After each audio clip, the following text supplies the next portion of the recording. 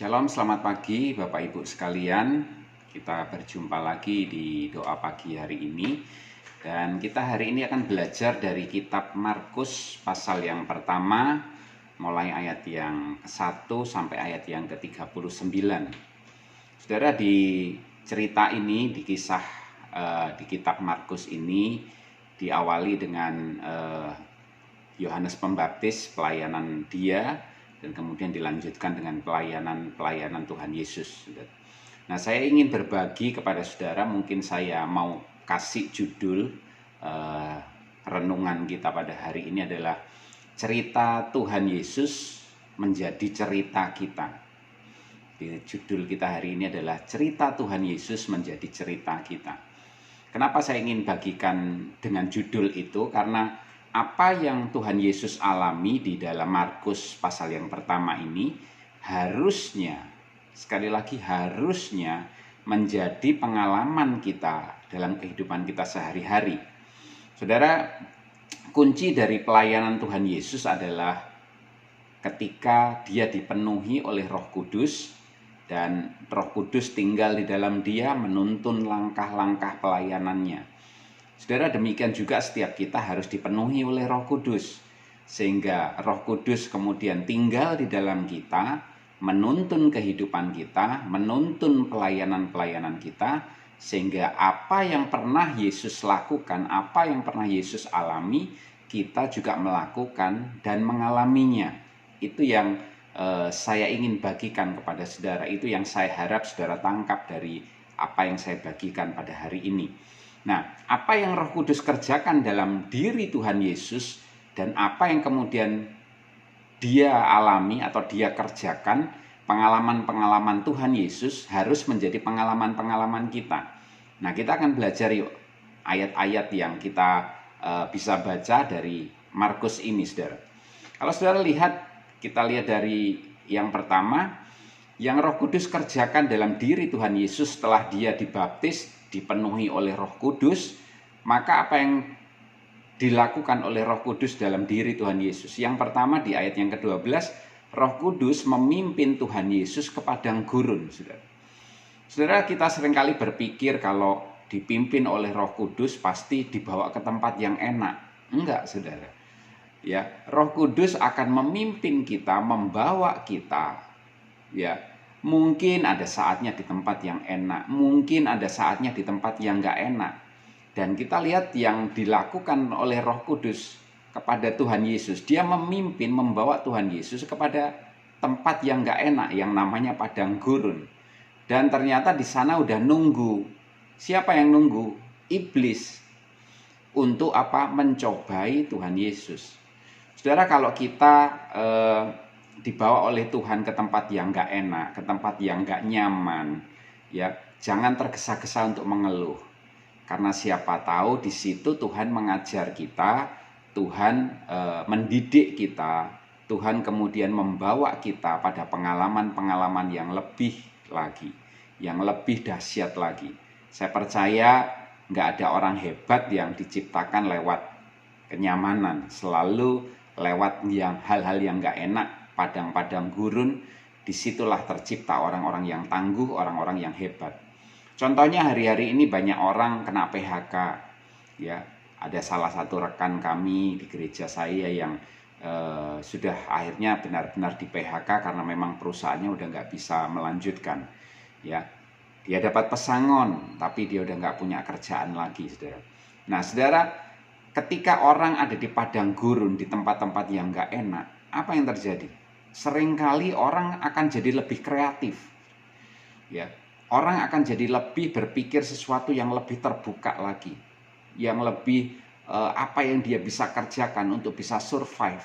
Dan saya bersyukur Tuhan itu memberikan kemampuan yang namanya adaptasi, kemampuan yang namanya kreatif untuk kemudian sekalipun di padang gurun kita bisa melihat penyertaan Tuhan, melihat pimpinan Tuhan dan lain sebagainya. Saudara, jangan mau ditipu oleh iblis, saudara. Iblis seringkali di padang gurun, dia mencobai Tuhan Yesus. Apa yang dia lakukan? Dia menyuruh Tuhan Yesus untuk melakukan ini, membuat batu menjadi roti, ya, menjatuhkan diri, menyembah iblis dan lain sebagainya. Itu yang yang iblis tawarkan kepada Tuhan Yesus. Nah, saudara, jangan mau ditipu oleh iblis. Lihat cara Tuhan Yesus mengalahkan iblis. Bagaimana caranya? Yaitu dengan mematahkan argumentasi iblis dengan firman Tuhan. Makanya kita mesti penuh dengan firman, saudara. Waktu iblis memberikan argumen-argumen dalam hidup kita, sesuatu yang negatif, sesuatu yang nggak benar, ya, mungkin kita dicekoi, mungkin ada yang kena PHK, dan kemudian iblis ngomong di pikiran saudara, di hati saudara, tuh kan, kamu udah nggak punya apa-apa kan, ya, kamu udah di PHK, masa depanmu hancur, kamu nggak bisa ngapa-ngapain, kamu nggak bisa makan, kamu nggak bisa melanjutkan hidupmu, dan lain sebagainya. Itu yang itu yang iblis katakan dalam diri kita. Nah, kita belajar dari Tuhan Yesus. Setiap kali iblis ngomong sesuatu kepada Tuhan Yesus selalu berkata, ada tertulis, ada tertulis. 3 kali dia ngomong ada tertulis. Kalau iblis memberikan pikiran negatif dalam diri kita, ayo kita sama-sama belajar berkata, ada tertulis. Kalau mungkin iblis ngasih pikiran di dalam otak kita, tuh kan kamu nggak punya masa depan kan? Katakan bahwa dalam nama Tuhan Yesus, masa depanku masa depan yang penuh pengharapan. Ya, ucapkan firman, patahkan serangan setan dengan mengucapkan firman. Ya, Roh Kudus akan memimpin kita. Karena itu saudara mesti penuh dengan firman. Waktu saudara penuh dengan firman, saudara ngadepin tantangan setan, maka Roh Kudus akan memberikan firman, yaitu firman yang pernah saudara baca, keluar dari hati saudara, keluar dari pikiran saudara, muncul berupa hikmat, muncul berupa perkataan. Itu yang kemudian akan mengalahkan pekerjaan setan, saudara. Nah, apa yang pernah Yesus lakukan? Ayo kita belajar lakukan. Cerita Tuhan Yesus jadi cerita kita. Yang berikutnya, apa yang Roh Kudus pimpin, apa yang Roh Kudus lakukan dalam diri Tuhan Yesus. Ya, Roh Kudus memimpin Tuhan Yesus dalam pemberitaan Injil atau penginjilan.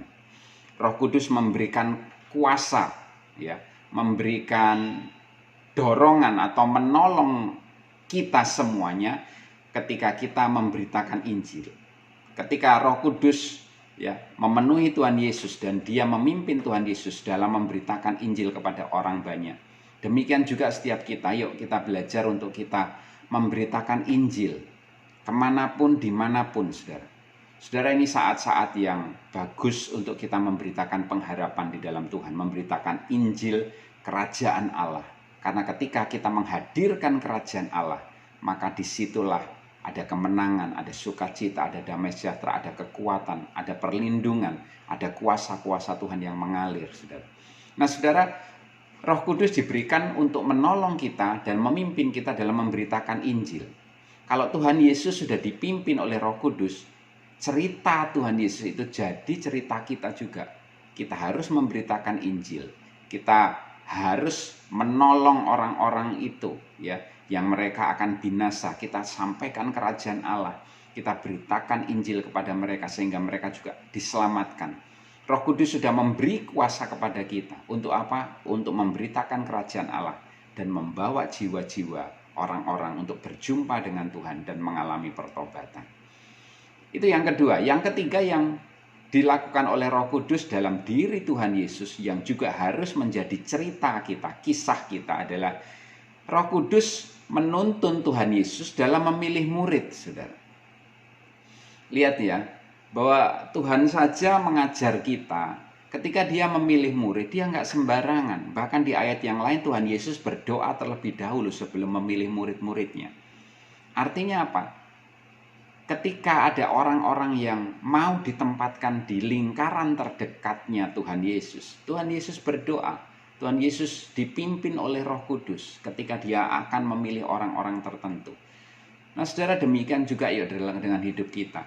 Ayo kita ketika mau memilih teman, mau memilih sahabat, mau memilih partner dalam bekerja, mau memilih pasangan hidup, ya, yang masih single dan lain sebagainya.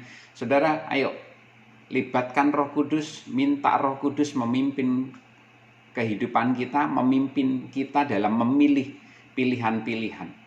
Saudara, saya percaya Ketika saudara melibatkan Roh Kudus, maka Roh Kudus akan memberikan hikmat, menuntun kita untuk menempatkan orang-orang terdekat dalam hidup kita sesuai dengan penyertaan dan pimpinan Roh Kudus. Kalau Tuhan Yesus saja minta pimpinan Roh Kudus untuk memilih murid-muridnya, maka kita yuk belajar juga, kita melakukan hal yang sama. Ya, kalau saudara bersahabat dengan seseorang, ya, pikirkan baik-baik apakah sahabat saudara itu membawa pengaruh yang baik, membawa saudara makin mengasihi Tuhan, membangun hidup saudara. Kalau hal itu tidak terjadi, pikirkan kembali. Jangan-jangan dia bukan sahabat yang tepat untuk jadi orang terdekat dalam hidup saudara. Apalagi kalau saudara ada saudara mungkin yang masih single atau bapak ibu yang punya anak, punya cucu, ingatkan mereka. Kalau mau milih teman, kalau mau milih pasangan hidup, ya, pastikan melibatkan Roh Kudus sehingga pilihan-pilihan mereka tidak salah, saudara. Ya, jangan hanya sekedar sama-sama orang Kristen, ya, itu harus.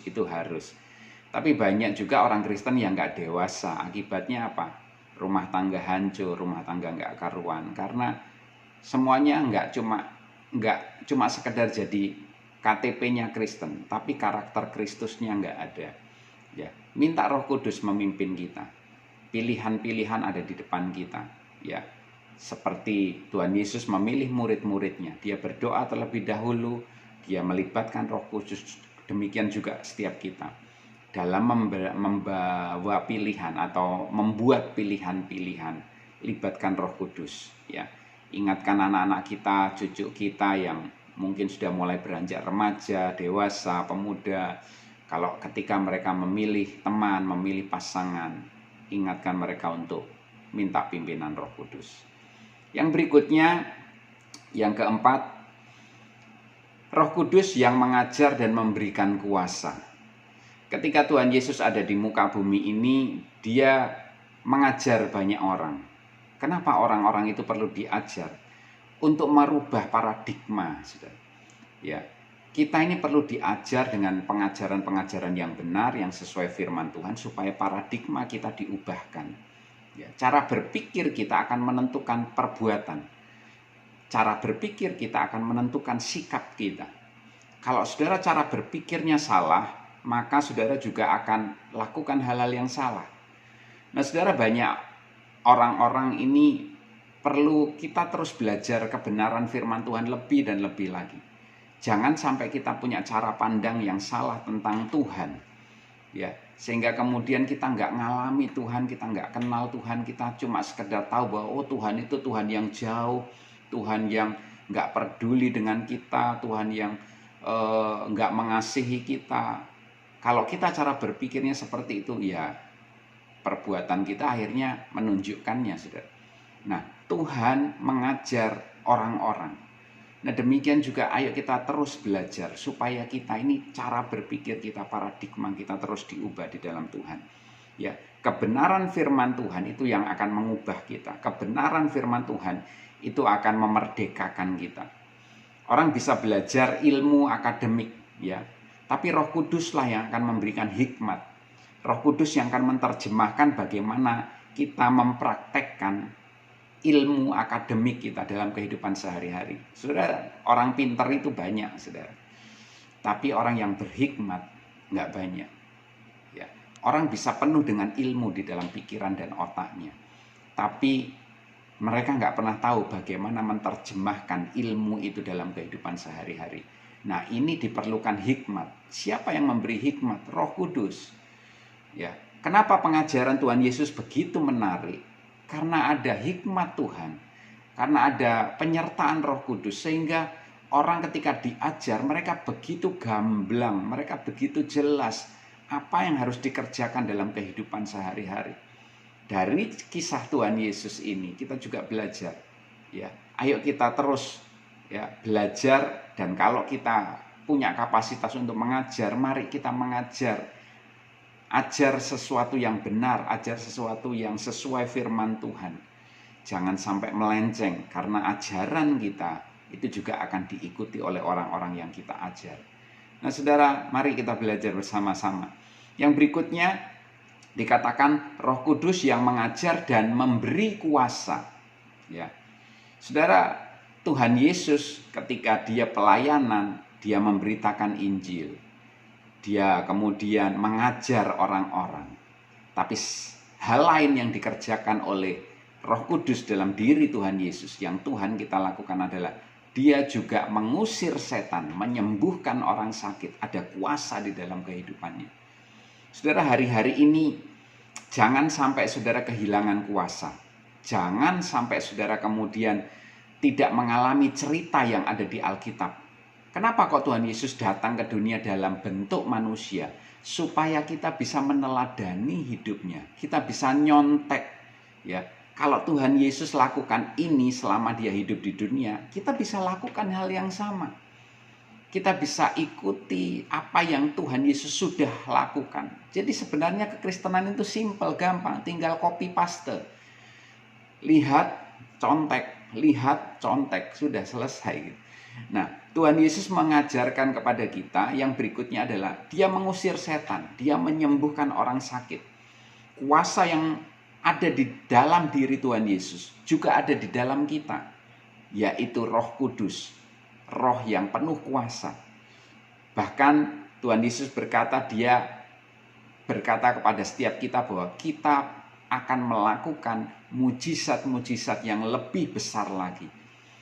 Saudara, ayo jangan sampai saudara kehilangan harapan. Kalaupun ada saudara yang sedang sakit, berdoalah, mintalah kesembuhan.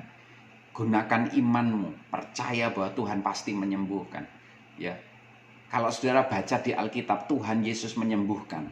Ya, janji-janji Tuhan tentang kesembuhan ada dan semuanya tergenapi, semuanya nyata. Jangan sampai kemudian ketika saudara berdoa dan kemudian itu tidak terjadi, ya, kemudian saudara mulai berpikir, ternyata yang dapat kesembuhan itu cuma orang-orang tertentu. Ternyata yang dapat mujizat itu hanya hamba-hamba Tuhan tertentu. Tidak semua orang Kristen kok. Akhirnya apa? Kita menurunkan standar Alkitab hanya untuk ngikutin apa yang kita alami. Ini yang salah, saudara. Ini salah. Saudara yang harus ngikutin standar Alkitab. Kalau Alkitab berkata bahwa Tuhan kita menyembuhkan, maka kita harus mengejar sampai kita ngalami Tuhan. Kita disembuhkan oleh Tuhan. Kalau Tuhan mengajarkan dia memberi kuasa kepada kita, jangan sampai kita nggak terima kuasa itu. Dan cuma berkata, kuasa itu hanya untuk orang-orang zaman dulu kok. Hanya untuk rasul-rasul zaman dulu. Bukan, itu untuk setiap kita yang percaya kepada Tuhan Yesus. Jadi saudara, saya dorong saudara untuk punya iman yang lebih lagi. Untuk punya keyakinan kuat di dalam Tuhan. Saudara pasti bisa ya menerima karunia, menerima kuasa dari Roh Kudus itu karena Roh Kudusnya sama. Jadi jangan pernah saudara menurunkan standar Alkitab karena saudara nggak ngalami. Justru saudara mesti bangkitkan imanmu sehingga saudara mengalami apa yang Yesus alami, apa yang Yesus kerjakan, saudara kerjakan dan saudara alami. Tuhan Yesus menyembuhkan orang sakit. Tuhan Yesus mengusir banyak setan. Nah, bagaimana dengan kita? Apakah kita sudah menyembuhkan orang sakit? Apakah kita sudah mengusir setan? Cerita Yesus harus jadi cerita kita. Sehingga kita ngalami Tuhan Yesus. Dan kemudian kita lihat, ya, hidup kita ternyata bisa seperti yang Tuhan Yesus mau. Kita jadi sempurna seperti Tuhan Yesus. Bukan cuma karakternya, tapi karunia juga diberikan kepada kita. Nah, saudara, saya ingat dulu zaman-zaman saya masih SMA, ya, masih kegerakan Pentakosta begitu luar biasa, kegerakan karismatik luar biasa.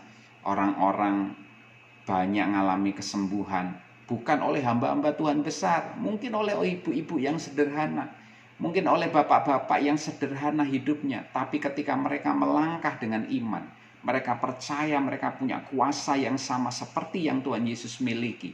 Mereka melangkah dengan iman, mereka ke rumah sakit, mereka ke rumah-rumah, mereka mendoakan orang-orang, ya. Mereka berdoa, kalaupun nggak sembuh, besoknya datang lagi, didoakan lagi. Sampai kemudian mereka yang didoakan mengalami mujizat Tuhan. Dan mereka berkata, Tuhan hidup, Tuhan nyata. Nah, ini yang saya harap kita alami kembali. Jangan sampai kemudian saudara nggak ngalami dan kemudian saudara yang menurunkan Alkitab. Oh, ternyata Alkitab ini nggak semua orang kok. Nah, ini yang salah, saudara. Alkitab ditulis untuk kita semua anak-anak Tuhan yang percaya Tuhan Yesus, yang di dalam kita punya Roh Kudus, itu ngalami apa yang Yesus alami, mengerjakan apa yang Yesus kerjakan. Sesuai dengan judul saya hari ini, pengalaman Tuhan Yesus jadi pengalaman kita. Saudara, jangan sampai kita menurunkan standar Alkitab, tapi biarlah kita yang mengejar standar Alkitab itu untuk kita bisa mengalaminya. Sehingga hidup kita menjadi pengalaman-pengalaman yang luar biasa bersama dengan Tuhan. Saudara, ini yang saya bisa bagikan kepada saudara. Ya, walaupun mungkin gak terlalu panjang, tapi saya berharap saudara bisa baca ayat-ayat ini dari Markus pasal yang pertama ini, saudara. Sehingga kemudian saudara alami semua yang Yesus alami. Kerjakan semua yang Yesus kerjakan. Karena itu tujuan Tuhan Yesus datang ke dunia sebagai manusia. Supaya kita bisa nyontek, supaya kita bisa nyontoh kehidupannya. Dan kita ngalami apa yang Yesus alami, mengerjakan apa yang Yesus kerjakan. Sehingga kisah Tuhan Yesus menjadi kisah kehidupan kita. Tuhan memberkati saudara. Mari kita berdoa. Kami bersyukur Tuhan buat pagi hari ini. Terima kasih untuk kebenaran firman-Mu. Tolong kami untuk kami mengalami seperti yang Tuhan Yesus alami. Karena kami punya roh yang sama, yaitu Roh Kudus yang tinggal di dalam kami. Bawa kami untuk mengalami perkara-perkara yang ajaib, yang luar biasa bersama dengan Engkau. Sehingga iman kami tidak tergoyahkan. Bawa kami untuk tidak menurunkan standar Alkitab. Tapi justru kami yang terus membangkitkan iman kami. Untuk kami mengalami apa yang Alkitab tulis, apa yang Alkitab catat, itu kami alami Tuhan. Terima kasih Bapa, kami bersyukur dan aku berdoa biarlah setiap anak-anak-Mu mengalami apa yang tertulis di dalam Alkitab. Hidup mereka penuh kuasa, hidup mereka sekalipun ada di padang gurun, mereka boleh tetap mendapat penyertaan Tuhan, pimpinan Tuhan, dan mereka akan menang di tengah-tengah padang gurun yang ada ini Tuhan. Dan kami percaya hikmat penyertaan Tuhan, kuasa Roh Kudus menuntun kami semuanya. Sehingga kami menjadi anak-anak-Mu yang mengerjakan apa yang Yesus kerjakan. Mengalami apa yang Yesus alami. Sehingga cerita di dalam Alkitab menjadi cerita kami juga Tuhan. Terima kasih Bapa, segala pujian, kemuliaan hanya bagi Engkau. Dalam nama Tuhan Yesus kami berdoa, kami mengucap syukur. Amin. Tuhan memberkati saudara semuanya.